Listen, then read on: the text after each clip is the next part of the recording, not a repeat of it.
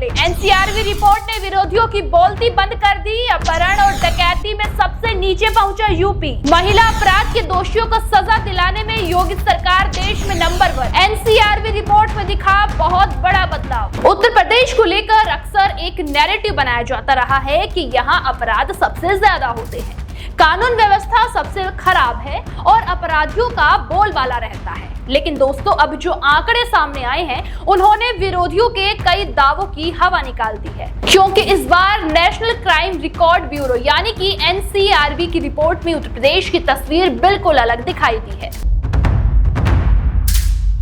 नमस्कार, मैं हूं आपके साथ बबली। योगी सरकार लगातार जिस जीरो टॉलरेंस नीति की बात करती रही, अब उसके समर्थन में सरकारी आंकड़े भी सामने आ गए हैं। सबसे बड़ी बात यह है कि 24 करोड़ से ज्यादा आबादी वाले उत्तर प्रदेश में अपराध दर राष्ट्रीय औसत से करीब 28.5% कम दर्ज की गई है।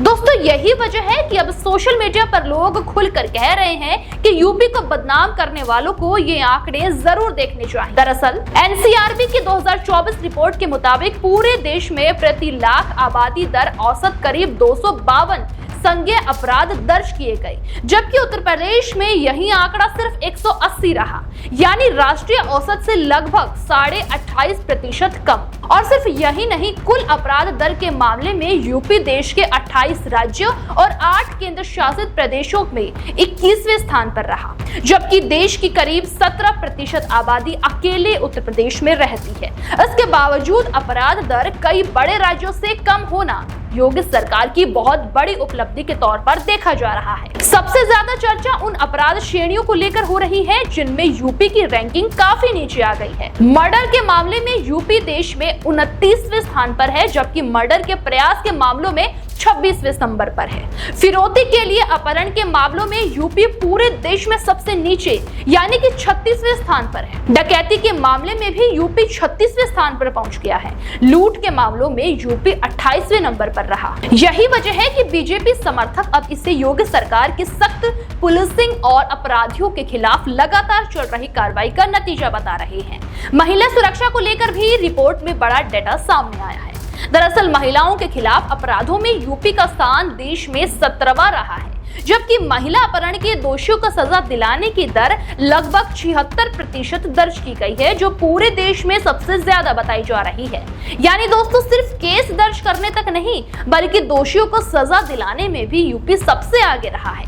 पॉक्सो एक्ट के तहत दर्ज मामलों में यूपी 23वें स्थान पर रहा है, जबकि बच्चों के खिलाफ अपराध के मामले में 27वें स्थान पर।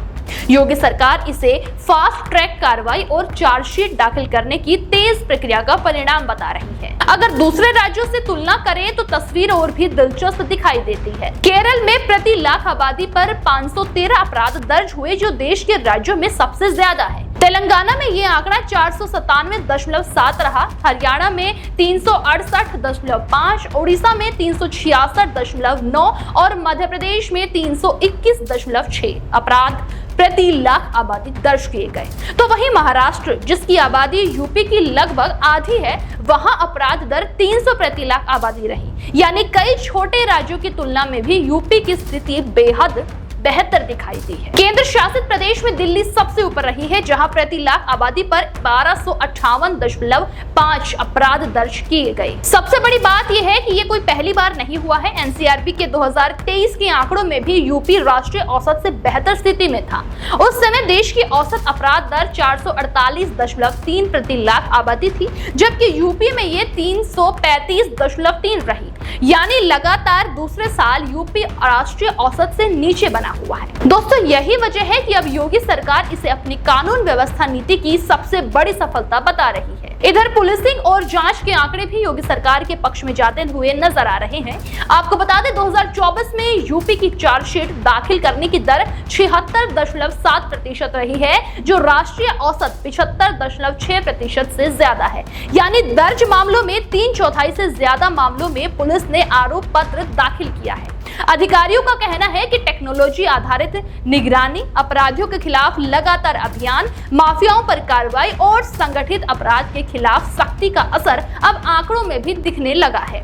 फिलहाल एनसीआरबी की इस रिपोर्ट के बाद यूपी की राजनीति में एक नया घमासान शुरू हो गया है। बीजेपी इसे योगी मॉडल की जीत बता रही है तो विपक्ष आंकड़ों की अलग व्याख्या कर रहे हैं। लेकिन इतना जरूर साफ है कि आपको बता दें, इस रिपोर्ट ने उत्तर प्रदेश की कानून व्यवस्था को लेकर चल रही बहस को एक नई दिशा जरूर दे दी है। दोस्तों, अब सवाल यही है कि क्या आने वाले समय में यूपी इसी तरह राष्ट्रीय औसत से नीचे बना रहेगा या फिर विपक्ष नए मुद्दों के साथ सरकार को घेरने की कोशिश करेगा। लेकिन इस वक्त एनसीआरबी की रिपोर्ट में सबसे ज्यादा चर्चा अगर किसी राज्य की हो रही है तो वो उत्तर प्रदेश है।